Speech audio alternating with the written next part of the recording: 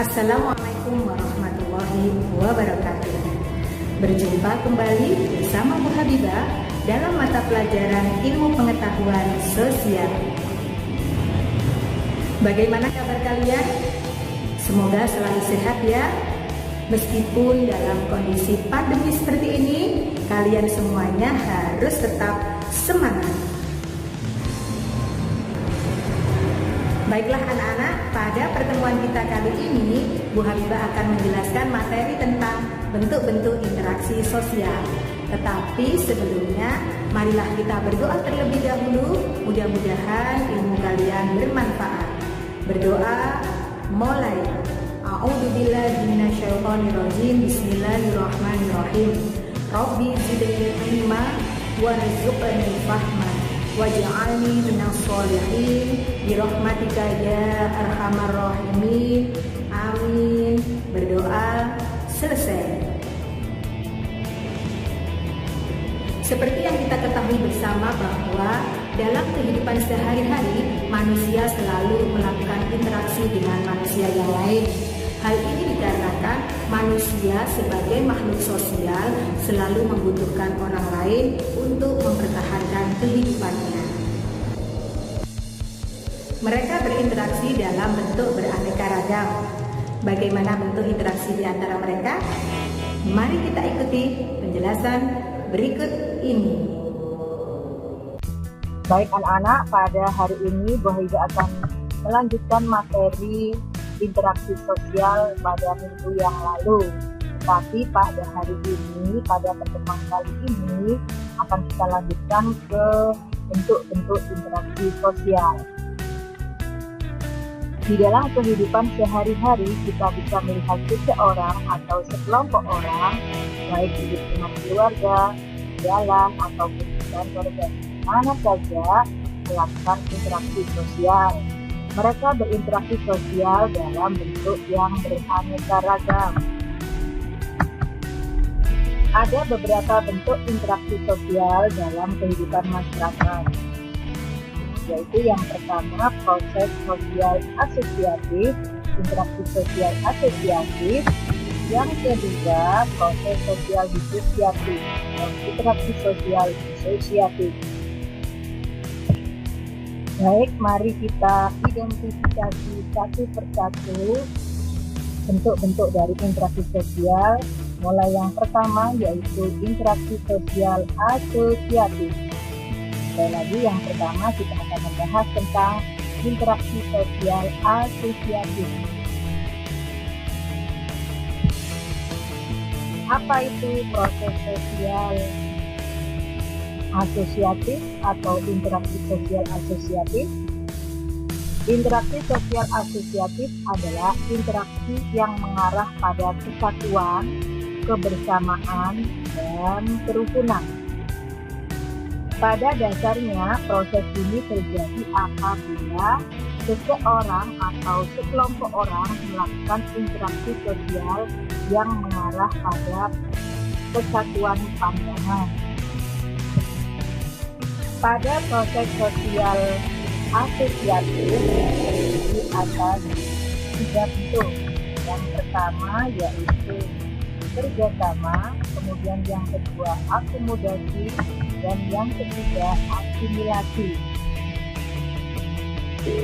Baik anak-anak, mari kita identifikasi satu persatu bentuk dari proses sosial asosiatif. Sekali lagi, bentuk-bentuk proses sosial asosiatif. Yang pertama yang akan kita bahas adalah kerjasama.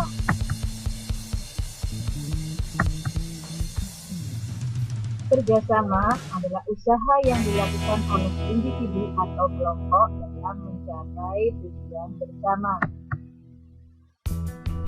Kerjasama di sini dimaksudkan sebagai usaha bersama di antara orang per orang atau kelompok manusia untuk mencapai beberapa tujuan bersama. Contoh bentuk kerjasama di dalam masyarakat Indonesia dikenal dengan istilah gotong royong. Gotong royong pada dasarnya mencerminkan suatu interaksi sosial di masyarakat Indonesia dalam hidup kerjasama. Proses sosial asosiatif yang kedua adalah akomodasi. Sebagai suatu proses, akomodasi menunjuk pada usaha-usaha manusia untuk meredakan suatu pertentangan, yaitu usaha untuk mencapai keadilan. Jadi dapat disimpulkan bahwa akomodasi adalah suatu cara untuk menyelesaikan pertentangan tanpa menghancurkan pihak lawan sehingga lawan tidak kehilangan kepribadian. Dalam pelaksanaannya, akomodasi memiliki beberapa bentuk. Salah satunya yaitu adalah koersi.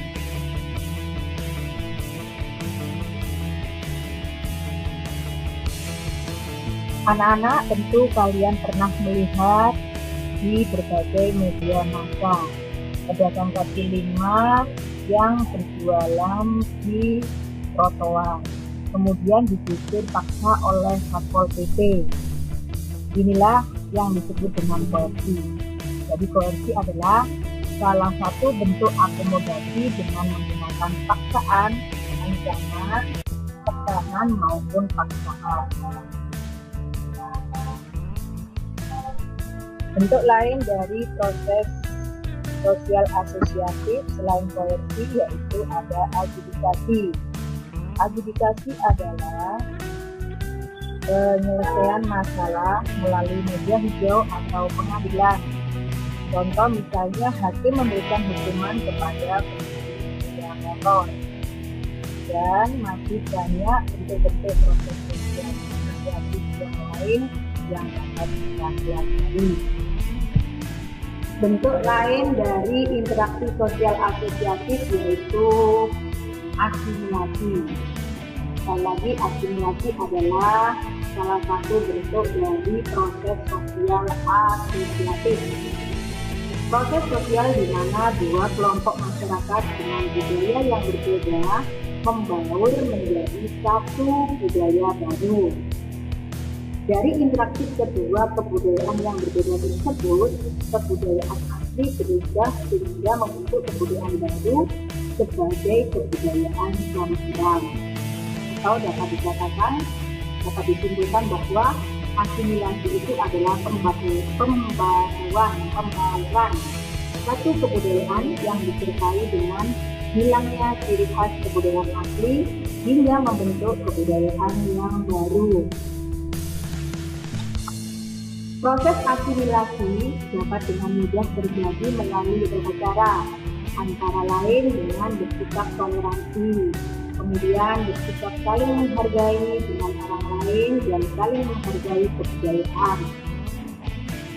Contoh asimilasi dalam kehidupan sehari-hari misalnya dalam penggunaan sendok makan seperti yang ada pada gambar yang tersebut. Penggunaan sendok makan adalah sesuatu yang banyak dilakukan oleh masyarakat Eropa. Indonesia sebagai bekas jajahan negara Eropa akhirnya meniru perilaku ini yang dicontoh dalam kehidupan masyarakat kita sampai dengan saat ini. Jadi penggunaan sendok makan itu merupakan perilaku orang-orang Eropa yang akhirnya dicontoh oleh masyarakat Indonesia dan digunakan sampai dengan saat ini. Kemudian contoh dari asimilasi yang lain misalnya warga Tiongkok yang sudah lama tinggal di Indonesia. Akhirnya mereka bisa berbahasa Indonesia dengan fasih. Namun dialek yang mereka pakai untuk berkomunikasi sudah tidak asli lagi karena sudah bercampur dengan bahasa Indonesia. Kemudian contoh asimilasi yang lain misalnya makanan bakso. Kalian semuanya suka ya makanan bakso.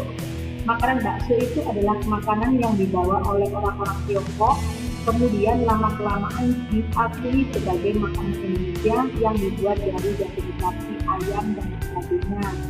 Jadi itu semuanya adalah contoh dari proses asimilasi.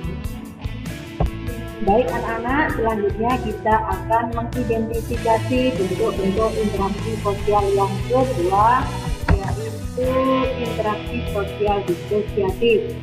Sekali lagi, interaksi sosial disosiatif. Apa itu interaksi sosial disosiatif? Pada proses sosial disosiatif, interaksi sosial yang terjadi mengarah pada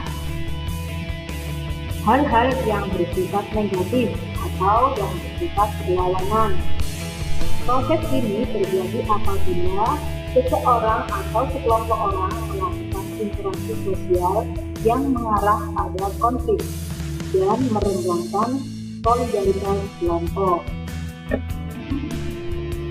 Pada proses interaksi sosial disosiatif ini terdiri atas 3 bentuk. Yang pertama yaitu kompetisi atau persaingan. Kemudian yang kedua adalah kontrasisi. Dan yang ketiga adalah konflik atau pertentangan. Baik anak-anak, selanjutnya kita akan mengidentifikasi satu persatu dari bentuk-bentuk interaksi sosial disosiatif.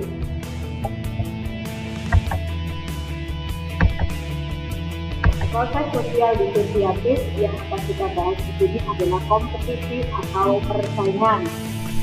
Jadi kompetisi atau persaingan itu adalah merupakan salah satu bentuk dari proses sosial disosiatif.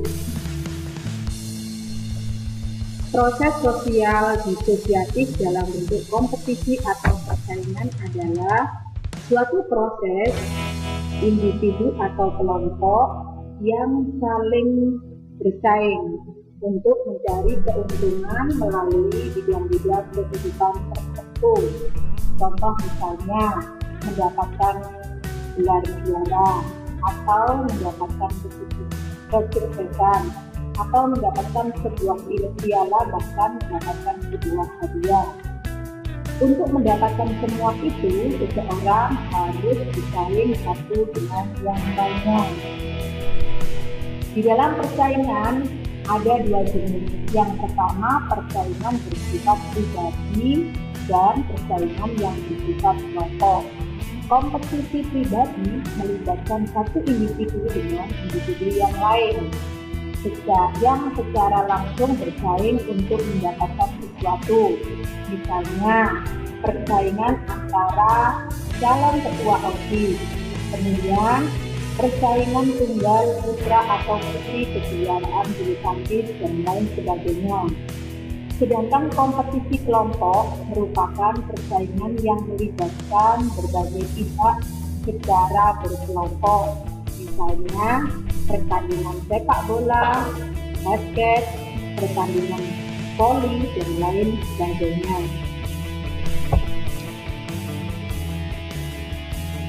Bentuk proses disosiatif yang berikutnya yaitu kontraversi.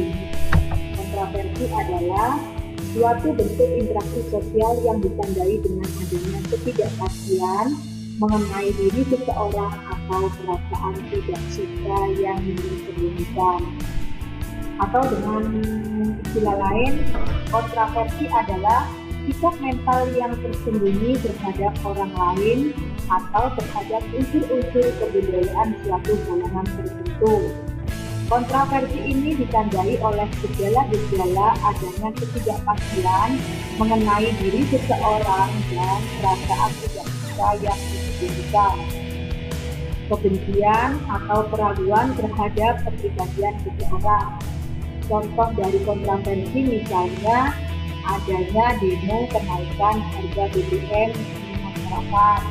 Kemudian contoh kontraversi yang ada di lingkungan sekolah misalnya adanya kegiatan OSIS yang tidak disetujui atau tidak disetujui oleh teman-teman di kelas kalian, sehingga berkembang rasa tidak suka atau benci namun masih diberikan. Itu semuanya adalah contoh dari kontraversi yang merupakan salah satu bentuk dari proses disosiatif. Baik anak-anak, untuk selanjutnya yaitu bentuk dari proses disosiatif yang ketiga yaitu konflik atau pertentangan.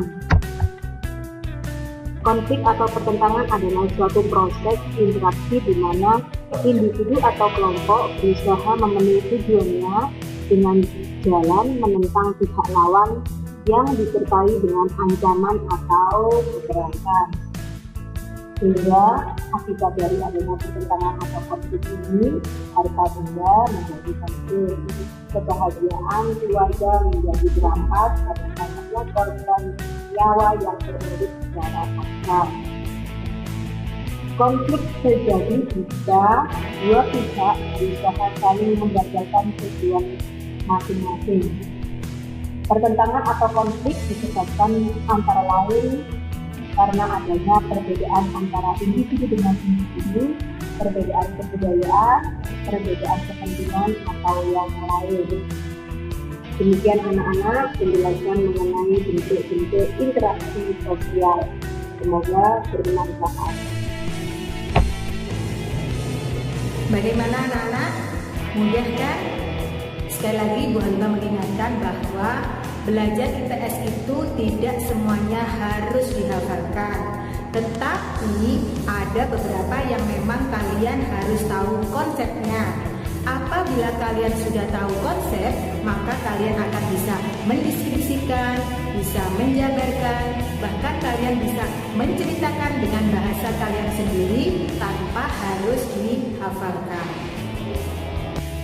Ingat, belajar IPS bersama Bu Habibah membuat IPS menjadi lebih menyenangkan dan tidak membosankan.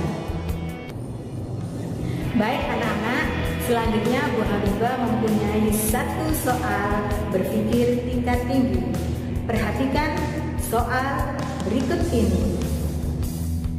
Setelah mengidentifikasi bentuk-bentuk interaksi sosial, coba kalian diskusikan atau ceritakan dengan bahasa kalian sendiri contoh bentuk-bentuk interaksi sosial yang kamu lihat di sekitar tempat tinggal kalian, baik yang asosiatif maupun yang disosiatif.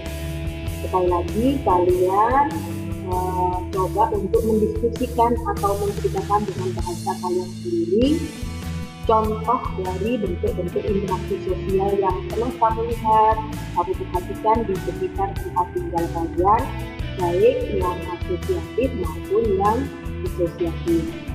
Selamat belajar, semoga tetap semangat. Demikian anak-anak pertemuan kita pada hari ini. Marilah kita akhiri dengan berdoa. Mudah-mudahan ilmu kalian bermanfaat. Berdoa mulai. A'udzubillahi minasyaitonirrajim. Bismillahirrahmanirrahim.